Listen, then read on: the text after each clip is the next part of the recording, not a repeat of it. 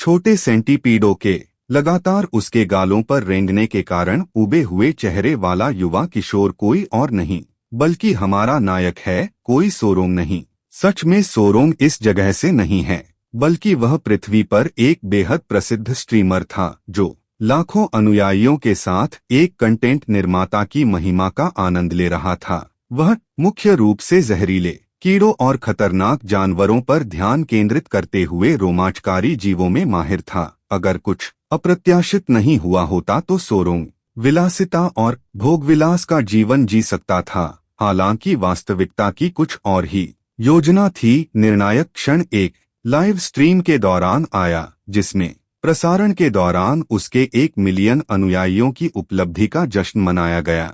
दर्शकों ने बातचीत को दुनिया के 10 सबसे खतरनाक सांपों पर चर्चा की ओर मोड़ दिया, जिनमें से कुख्यात ब्लैक माम्बा ने सेंटर स्टेज पर कब्जा कर लिया, जो अपनी आक्रामकता और घातक प्रकृति के लिए कुख्यात। हर कोने में उसने बुदबुदाया, मुझे आराम करने दो, मैं जल्द ही खोज फिर से शुरू करूंगा। जैसे ही उसने कहा वह धीरे से खड़ा हुआ। उसके दर्शकों ने सहानुभूति व्यक्त की, अपना समय लो, हम बस यहीं रहेंगे वास्तव में, हाँ जल्दी करो और उनकी टिप्पणियों को अनदेखा करते हुए शिकार जारी रखो। सोर युवा थका हुआ कुछ खाने के लिए फ्रिज की ओर बढ़ गया, इतना थक गया कि यह अभी तक क्यों नहीं दिखा है। उसके अनजाने में एक जहरीला सांप फ्रिज के ऊपर छिपा हुआ था और जिस क्षण उसने हाथ बढ़ाया उसने बिना किसी चेतावनी के हमला कर दिया। एक काटने से ही काफी था और सोरों का जीवन एक पल में समाप्त हो गया। जब उसने होश संभाला तो उसने खुद को एक दूसरी दुनिया में पुनर्जन्म लेते पाया। अब जंगल के भीतर सोरोंग ने जहरीले कीड़े पालने शुरू कर दिए। उनकी अनूठी प्रतिभा ने जल्द ही कुख्यात कीट विष बनाने वाले उस्तादों की नजर पकड़ ली। एक मध्यम आयु वर्ग के सुंदर आदमी ने जब सोरोंग को निकलते देखा तो उसकी आंखें आश्चर्य से थोड़ी चौड़ी हो गईं। वह सोच रहा था कि कोई ऐसे उजाड़ मंदिर में कैसे रह सकता है। हालांकि एक पल सोचने के बाद उसने खुद को संभाला और बोला, युवा नायक, क्या आप कृपया हमें दूसरी तरफ बारिश से बचने के लिए रात भर यहाँ रुकने की अनुमति देंगे। सोरोंग कुछ देर के लिए चुप हो गया, यह सोचते हुए कि ये लोग कौन हो सकते हैं। हालांकि वह अभी भी काफी युवा था। उसने देखा कि कैसे उन्होंने अपने हाथों को सम्मानपूर्वक जोड़ा और औपचारिक विनम्रता से बात की। क्या यह हो सकता है कि उन्होंने उसे एक युवा दोस्त भिक्षु समझ लिया हो जो इस जीर्ण मंदिर की देखभाल कर रहा हो। उनके व्यवहार को देखते हुए वे बुरे लोग नहीं लग रहे थे। कुछ विचार करने के बाद सोरोंग ने अपने थके हुए रुख को ढीला किया और एक हल्के झुकाव के साथ जवाब दिया, मैं एक घुमक्कड़ हूँ जिसने कुछ साल पहले इस परित्यक्त मंदिर में शरण ली थी। आप रात के लिए जहाँ चाहें वहाँ रह सकते हैं। वह एक पल के लिए रुका और अपने पीछे की इमारत की ओर देखते हुए चेतावनी दी, हालांकि मुख्य हॉल वह जगह है जहाँ मैं वर्तमान में रहता हूँ, इसलिए मैं आपसे अनुरोध करता हूँ कि आप इसे परेशान न करें। कृपया आराम करने के लिए कोई अन्य स्थान चुनें। प्रमुख व्यक्ति ने कृतज्ञता में सिर हिलाया, धन्यवाद युवा नायक, इतनी विनम्रता इतने युवा में दुर्लभ है। हम आपके शब्दों पर ध्यान देंगे। अपने साथी की ओर मुड़ते हुए उसने पुकारा, क्या तुमने सुना? जल्दी से चलो और आश्रय की जगह ढूंढो, लेकिन युवा हीरो हॉल से दूर रहो। समझ गया, हाँ मास्टर, समूह ने बिना किसी और देरी के एक साथ जवाब दिया। वे जल्दी से एक कोने की तलाश में तूफान से बचने के लिए तितर-बितर हो गए और इस तरह रात तूफानी आकाश के नीचे शुरू हुई। उनके पीछे हटते हुए आंकड़े देख रहे थे। सांग की नजर उनके सीने पर डोम शब्द के साथ प्रतीक पर पड़ी, जिससे उसे आश्चर्य हुआ। इसलिए वे सभी एक ही कबीले के हैं। मैं थोड़ा उत्सुक हूँ कि वे किस तरह के लोग हैं, लेकिन अभी संभालने के लिए और अधिक महत्वपूर्ण चीजें हैं। बच्चों को खिलाने का समय हो गया है। इस विचार के साथ उसने आदमी को एक विनम्र सिर हिलाया और जल्दी से अपने कमरे में लौट आया। उसके सामने कई चीनी मिट्टी के जार बड़े करीने से पंक्तिबद्ध थे और उसका चेहरा एक मुस्कुराहट में बदल गया जो ऐसा लग रहा था जैसे वह पिघल जाएगा। वह मेरा प्यार करता है, यह रात के खाने का समय है। वह उत्सुकता से एक जार खोलकर हंसा, जिसमें छोटे कीड़ों का झुंड दिखाई दे रहा था।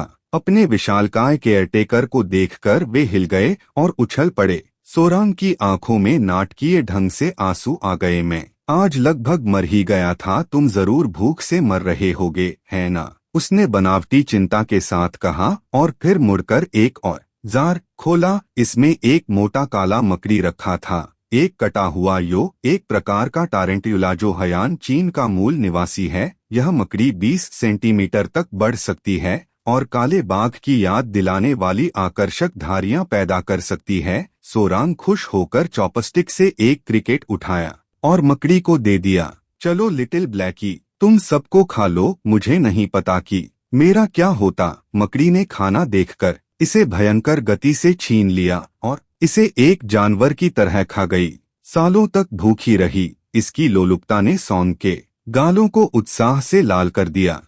एकदम सही जवाब। पहले दिन तुम मुश्किल से मेरे नाखून के आकार के थे और अब तुम 2 बार झड़ चुके हो और पहले से ही इतने बड़े हो गए हो। मुझे तुम पर बहुत गर्व है। हाँ। ब्लैकी से तंग आकर साम की आंखें कमरे के दूसरे कोने में चली गईं। उसने सोचा कि यह अब भर गया है, इसलिए अगला कदम है वह। एक पास में एक लकड़ी का कैबिनेट था, जिसके एक दराज को धीरे से खोला गया, जिसके अंदर एक चमकदार नारंगी और सफेद धारीदार छिपकली आराम से बैठी थी। यह एक बी वांगलिंग छिपकली थी, जिसे एक विशाल छिपकली या राजा गिरगिट के रूप में भी जाना जाता है। अपने पिछले जीवन में इस क्षेत्र की एक मूल प्रजाति सीमित आयात के कारण एक को ढूंढना लगभग असंभव कार्य था, लेकिन यहाँ वे पुराने दिनों में खरपतवार की तरह आम थे। मैं आप लोगों के लिए एक भाग्य का भुगतान करता, लेकिन अब मुझे आपको हर जगह जंगली रूप से दौड़ते हुए देखने के लिए बाहर कदम रखना होगा। जीवन का आनंद खुशी से चमक रहा है। उसने एक और क्रिकेट पकड़ा और धीरे से उसे छिपकली की ओर धकेल दिया। जवाब में छिपकली ने न केवल क्रिकेट को झपट लिया, बल्कि सोर यंगक की उंगली पर जोर से काट लिया, जिससे वह चिल्लाया और उसकी आंखों में आंसू आ गए। अरे जाने दो तुम छोटे शैतान। उसने जिद्दी प्राणी को हटाने के लिए अपनी उंगली को बेतहाशा हिलाते हुए अपना हाथ। सोरोंग युवा नायक, क्या आप अंदर हैं? कोमल आवाज ने उसे चौंका दिया, जिससे वह जल्दी से गेको को छुपा दिया और दरवाजा खोलने के लिए दौड़ा। उसने पूछा कि क्या बात है? उसने पूछा कि सच्चाई यह थी कि कबीले के नेता के पास चर्चा करने के लिए कोई जरूरी बात नहीं थी। हम आपके आतिथ्य के लिए आभारी हैं और हमें बारिश से आश्रय देने के लिए क्या आप हमारे साथ रात के खाने में शामिल होना चाहेंगे? हमने अभी अभी एक हिरण का शिकार किया है। हिरण शब्द सुनना ही सौन की आंखों में खुशी से पानी लाने के लिए पर्याप्त था। आखिरकार मैं सांप और छिपकलियां खाने से बहुत थक गया हूँ, उसने खुशी से सोचा। बिना किसी हिचकिचाहट के वह मुस्कुराया। आपके साथ भोजन साझा करने पर मुझे सम्मानित महसूस होगा। हाँ, फिर आइए। वह आदमी हंसा क्योंकि वे मंदिर के मैदान में एक बड़े आंगन में चले गए। अब तक बारिश बंद हो गई थी और समूह एक चिंगारी वाली आग पर हिरण को भूनने में व्यस्त था। मांस के स्वादिष्ट सुगंध हवा में फैल रहे थे और सोरोंग वास्तविकता में वापस आ गया, यह महसूस करते हुए कि वह अपनी भूख में कितना खो गया था। ओह नहीं, मैं भोजन पर इतना केंद्रित था कि मैं अपना होश खो बैठा। उसने खुद को डांटा और जल्दी से जवाब दिया, बिल्कुल एल्डर, कृपया बेझिझक आपसे पूछें, आप हयान के इन पहाड़ों में अकेले रह रहे हैं? उस आदमी ने पूछा कि इस साल आपकी उम्र क्या है? सोरोंग थोड़ा हिचकिचाया, सोचा कि देखते हैं। लगभग 14 या 15, शायद मुझे लगता है कि मैं लगभग 14 या 15 का हूँ, उसने अस्पष्ट रूप से उत्तर दिया। उसकी अनिश्चित प्रतिक्रिया ने कबीले के नेता को आश्चर्यचकित कर दिया। सोरोंग ने जल्दी से समझाया कि जब मैं छोटा था तो मुझे सिर में चोट लगी थी और मेरी कई शुरुआती यादें खो गई थीं। बहाना पूरी तरह से बनाया गया था, लेकिन यह सबसे अच्छा था जो वह कम समय के नोटिस पर सोच सकता था। कभी कभी आपको बस अपना रास्ता निकालना पड़ता है। उसने चुपचाप सोचा। कबीले के नेता सिड ने सहानुभूतिपूर्वक कहा, यह वास्तव में दुर्भाग्यपूर्ण है। सांप इस तरफ कितने साहसी और खतरनाक हैं। सोरोंग ने हाथ हिलाकर उपेक्षा की। ओह नहीं, मुझे इसकी आदत है, इसलिए यह बिल्कुल भी समस्या नहीं है। उसी समय एक बुजुर्ग व्यक्ति उन दोनों के पास एक छोटी लकड़ी की ट्रे लेकर आया। मैं अपना हिस्सा पहले लाया हूँ, उसने गर्मजोशी से इसे सोरोंग को देते हुए कहा। मैं बता सकता था कि आप भूखे थे युवा नायक, इसलिए मैंने सोचा कि मैं इसे आपके साथ साझा करूंगा। इन दयालु शब्दों को सुनकर सांग की आंखें खुशी से चमक उठीं क्योंकि उसने उत्सुकता से भेंट स्वीकार कर ली। धन्यवाद एल्डर, बहुत समय हो गया जब से मैंने बिना किसी हिचकिचाहट के सही मांस खाया था। उसने रसदार टुकड़े को बड़े चाव से खाया। उसका चेहरा शुद्ध आनंद से चमक उठा जब उसने चबाया। आह, यह सच्ची खुशी होनी चाहिए, उसने सोचा कि बिना एक भी विराम के काटते रहना। हार्दिक दृश्य ने एल्डर और कबीले के नेता दोनों को हंसने पर मजबूर कर दिया। हाँ, युवा नायक निश्चित रूप से जानता है कि भोजन का आनंद कैसे लिया जाता है, जैसे कि कुछ महत्वपूर्ण याद आ रहा हो। कबीले के नेता की अभिव्यक्ति बदल गई और वह अधिक गंभीरता से बोला, युवा नायक, जब आप खा रहे यह क्षेत्र सोरोंग काटने के बीच में रुका और जिज्ञासा से आदमी की ओर मुड़ा। अजीब बात है। अजीब से तुम्हारा क्या मतलब है? कबीले का नेता हिचकिचाया, समझ नहीं आ रहा था कि कैसे समझाऊं अपनी गर्दन के पिछले हिस्से को अजीब तरह से रगड़ते हुए। ओह, मुझे यकीन नहीं है कि मुझे इसे साझा करना चाहिए या नहीं। चांदी के बालों वाला बुजुर्ग अपने नेता की अनिच्छा पर हंसा। कबीले का नेता, इस युवा नायक ने पहले ही हम पर बहुत दया दिखाई है, क्यों न उसे बताया जाए कि वह यहाँ अकेला रहता है, कोई खतरा नहीं है, वह यह बात फैला देगा और अगर वह जान गया तो यह उसे खतरे से बचा सकता है। एक आह के साथ कबीले के नेता ने सिर हिलाया। आप सही कह रहे हैं पिताजी, तो सच तो यह है कि हम एक प्राणी की तलाश कर रहे हैं, एक विशाल सेंटीपीड जिसकी पीठ पर नीले धब्बे हैं। नीले धब्बों वाला एक सेंटीपीड। सॉन्ग की आंखें आश्चर्य से चौड़ी हो गईं। हाँ, कबीले के नेता ने पुष्टि की कि इसे चिंग बीबीए सेंटीपीड कहा जाता है। यह अधिकांश सेंटीपीडों से बहुत बड़ा है। निश्चित रूप से आपने इसे देखा होगा। दाढ़ी को सोच समझकर, अगर यह पूरी तरह से बढ़ी है यह आसानी से आपको पूरा निगल सकती है। युवा नायक, इन शब्दों पर सांग का चेहरा भूतिया पीला पड़ गया, मानो उसने कोई भूत देखा हो। उसका दिमाग तेजी से चलने लगा। मुझे लगा कि मैं कुछ सदियों पहले यात्रा कर आया हूँ, लेकिन एक इतना बड़ा सेंटीपीड, यह पूरी तरह से एक अलग दुनिया होनी चाहिए। जितना अधिक वह सोचता था उतनी ही अधिक पसीने की बूंदें उसके माथे पर आतंक में बहने लगती थीं। उसकी अभिव्यक्ति ने कबीले को आश्चर्यचकित नहीं किया, जो हल्के से हंसे। ऐसा लगता है कि यह युवा नायक काफी डरा हुआ है। दूसरी तरफ बुजुर्ग ने उसे आश्वस्त करने के लिए उसकी दाढ़ी को सहलाया। चिंता मत करो, इसीलिए हम इसे कैप्चर करने के लिए यहाँ हैं। यह गाना सुनकर उसका दिल शांत हो गया और उसने जिज्ञासा के संकेत के साथ पूछा, ओह, क्या आप इसे पालतू जानवर के रूप में रखने की योजना बना रहे हैं? इसे पालतू जानवर के रूप में रखें। दोनों पुरुषों ने उसे चौंक कर देखा और फिर हंस पड़े। हाँ, वे संभावित व्यापारिक साझेदार थे, लेकिन वे सिर्फ दवा के व्यापार में हैं। उसने मन ही मन आह भरी और अधिक गंभीरता से पूछा, क्या आप वाकई यही करना चाहते हैं? बुजुर्ग की अभिव्यक्ति गंभीर हो गई। उसकी आंखें एक बोझ के एहसास से भर गईं। यह मेरी पोती है जो एक भयानक बीमारी से पीड़ित है। केवल चिंग बीबीए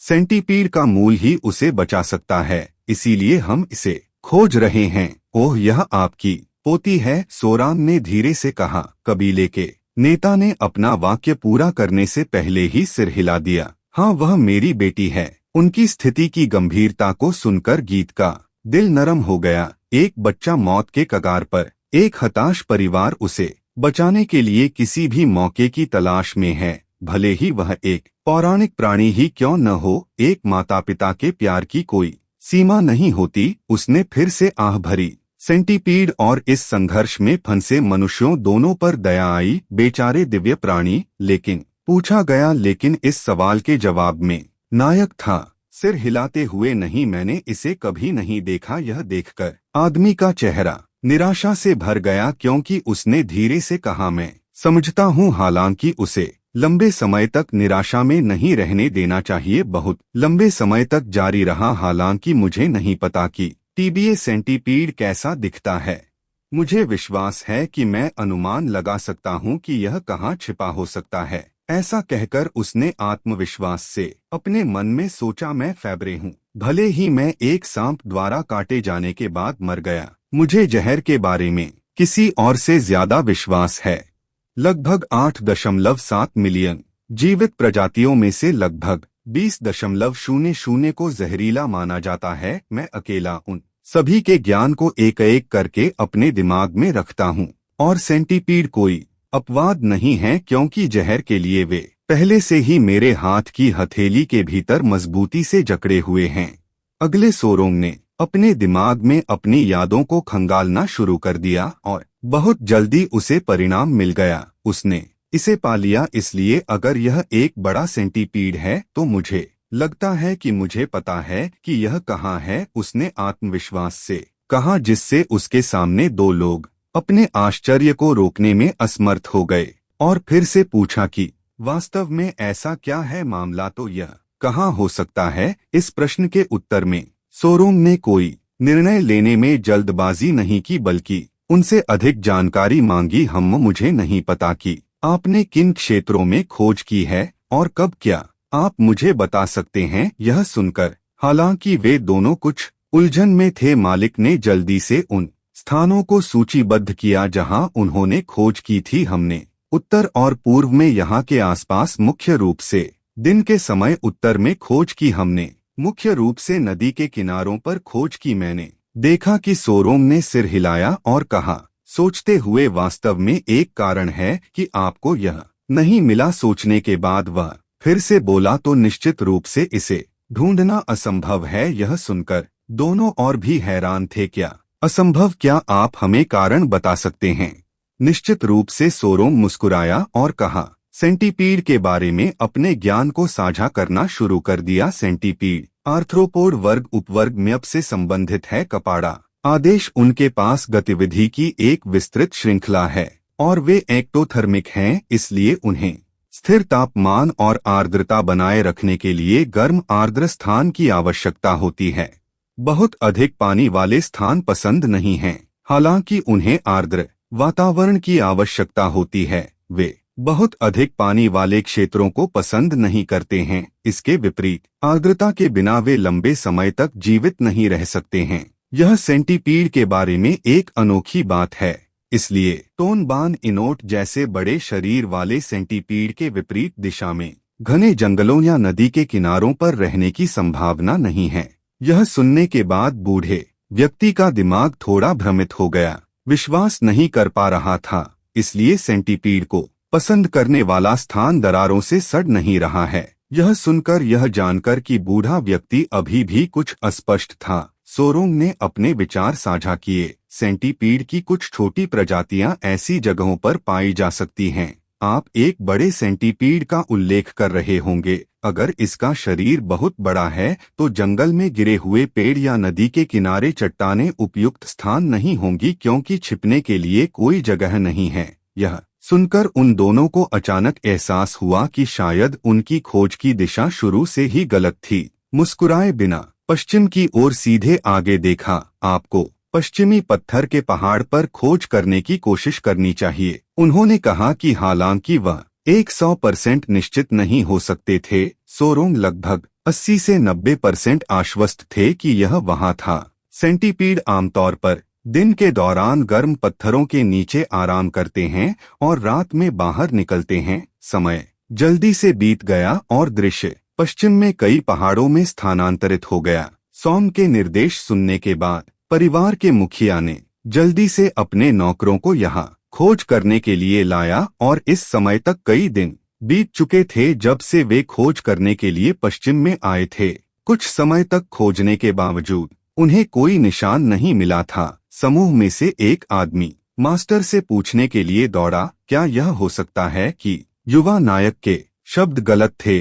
उसे यह कहते हुए सुनकर परिवार के मुखिया को भी कुछ निराशा हुई और वह नीचे कूद गया। तो क्या हमें आज के लिए यहाँ आराम करना चाहिए? किसी ने उत्सुकता से कहा। और इस समय समूह के सदस्यों में से एक ने भी सोचा कि पृथ्वी पर वह शापित सेंटीपीड कहाँ है। जवाब में पास में किसी ने कहा कि यह सच है, लेकिन वह युवा नायक बहुत चालाक लगता है। इन शब्दों को सुनकर परिवार के मुखिया का चेहरा दुखी हो गया। डोंग नान को डोंग मैन के इतिहास में सबसे प्रतिभाशाली व्यक्ति माना जाता है। क्या स्वर्ग ने वास्तव में हमें त्याग दिया है क्योंकि उसने यह कहा था? अचानक किसी ने जोर से चिल्लाया, मास्टर वापस आ गया है। यह सुनकर पूरा समूह जल्दी से उठ खड़ा हुआ। यून की पीठ पुराने मास्टर की ओर मुड़ी। उसने अपने बेटे से भी पूछा, क्या तुम्हें आज भी कुछ नहीं मिला? यह सुनकर परिवार का मुखिया भी दुखी होकर बोला,